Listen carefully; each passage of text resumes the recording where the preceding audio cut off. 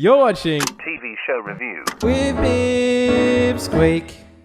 Whoa, boy, we got a hot one off the presses today, boys and girls, kinda. Love, Death, and Robots Volume 2 has come out, and you best believe I immediately watched it upon realizing. It also helps that it was only like 8 episodes long instead of 18, and each episode was only like 18 minutes max. I would have gotten this video done sooner, but you know, the old saying, depression's a bitch. If you don't know what Love, Death, and Robots is, I made another video in season 1. You should check it out. Let me now just give y'all my thoughts and opinions on what Netflix gave us this season. We have the 8 episodes that all feature love, death, robots, or a combination of those 3 things. Let me tell you, I actually think overall this season was more consistently good than the first season, at least for me personally. The first season was just kind of gratuitous, not every episode, but enough that made me kind of uncomfy. With that being said, the highs in season 1 were higher, it's just that the lows were lower too. The first season heavily featured gore. Christ, the sexual content. I'm still not over the graphic 2-minute long sex scene in Beyond the Aquila Rift.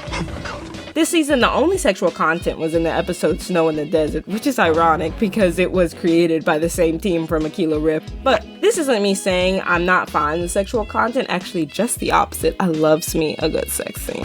That's just how much and how out of place it was in the first season. It was just kind of tits and ass for the sake of tits and ass, and I could watch a popcorn for that if you catch my Aquila drift.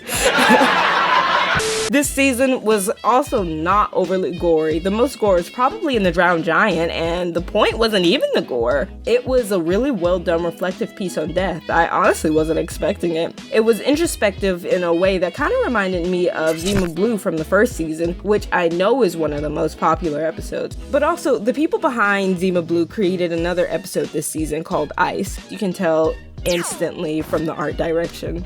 Speaking of art direction, they must have heard my complaints from the first vid because I'm very influential. The episodes this season really embraced artistic liberties. Like, one of the issues I had with last season was that so many of the episodes were going for this super high-end AAA video game sort of aesthetic, and it didn't always pay off. You ended up with character models that just seemed off because you weren't, like, spot on with that type of CGI. It's really easy for the human eye to notice. But when you make character models more like caricatures and cartoony, it's harder for our eyes to just look at it and go, that's wrong. But the most realistic looking episodes this season were Life Hutch, The Drowned Giant, Snow in the Desert, and Pop Squad, in that order. Life Hutch features Michael B. Jordan as the main character, and you can tell it's just Michael B. Jordan, it's fully just his face. And they accomplished this, I think, with a mix of live action and CG, where at least Jordan's face is motion captured. Moral of the story is, I didn't have any issues with how this more realistic episode looked, but that's probably also because they were all kind of stylized in some way, and/or used facial capturing. And I don't have any issues with photorealistic graphics. I actually really enjoy them, which is why I'm so harsh about them, I think. You have to go all in if you're gonna do it at all.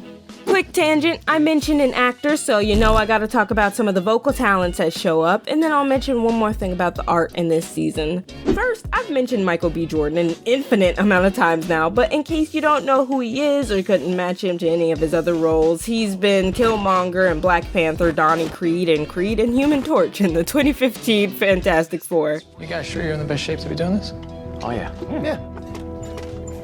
Another name we get is Nancy Lenari as Jeanette from Automated Customer Service. She's voiced Morticia Addams in the 1992 The Addams Family, Aunt May in the 2017 animated Spider-Man, and has been featured in a bunch of different one-off characters or additional voices in shows like Johnny Bravo, The Angry Beavers, Ben 10, and As Told by Ginger.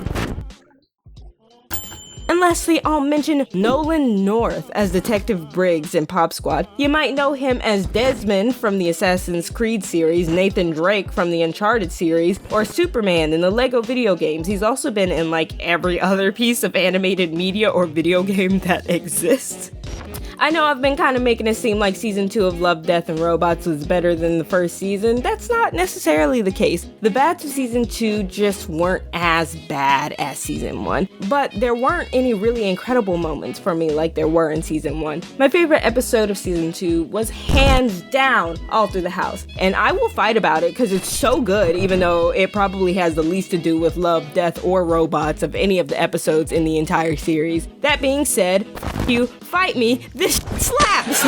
It's like the pseudo claymation short film or something. Remember earlier when I said I was gonna say one more thing about art?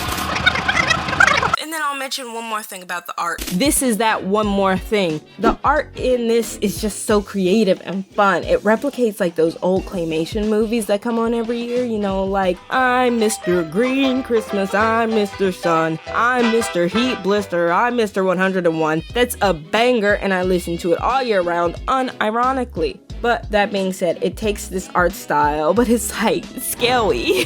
It's so good. Highly recommended. This episode single-handedly made me realize I need more claymation horror movies. Coraline, Paranorman, Frankie and Weenie, Monster House. Give me more of this. They might not all be exactly that, but you get the gist. I need it. But that's all mostly what I have to say about this season. I liked it, didn't love most of it, but All Through the House was reaching those heights of season 1 for me. I would give this season a solid 8. It was good, but could have been better. I'll see you next time, guys. Bye!